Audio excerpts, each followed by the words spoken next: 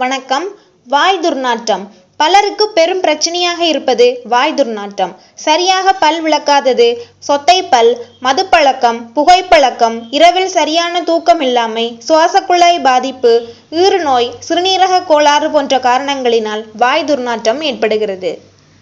வாய் துர்நாற்றத்தை தடுக்க தினமும் 2 வேளை முறையாக பல் துலக்க வேண்டும். சாப்பிட்ட பின்னர் வாய் கொப்பளிக்க வேண்டும். இரவு தூங்கச் செல்வதற்கு முன் உப்பு நீரில் வாய் கொப்பளித்தால் பல் சொத்தை ஏற்படுவதை தவிர்க்கலாம். வாரம் 2 முறை நல்லெண்ணெயை வாயில் 10 நிமிடம் வைத்திருந்து பின் கொப்பளிக்க வேண்டும். இரவில் நீண்ட நேரம் கண் விழித்திருப்பதை தவிர்க்க வேண்டும். 2 மாதத்திற்கு ஒரு முறை டூத் பிரஷை மாற்ற வேண்டும். சர்க்கரை நோய் பாதிப்பு இருந்தாலும் வாய் துர்நாற்றம் ஏற்படும்.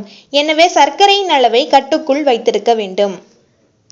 சொத்தை பற்கள் வாய் துர்நாற்றத்திற்கு முக்கிய காரணம். சொத்தை பற்கள் இருந்தால் அடைத்து கொள்ள வேண்டும்.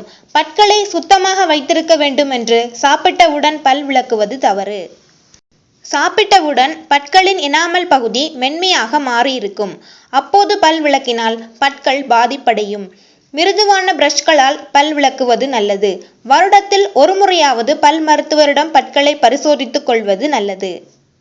மேலும் இது போன்ற ஆரோக்கிய குறிப்புகளை தெரிஞ்சுக்க சேனல்ல சப்ஸ்கிரைப் பண்ணுங்க. நன்றி.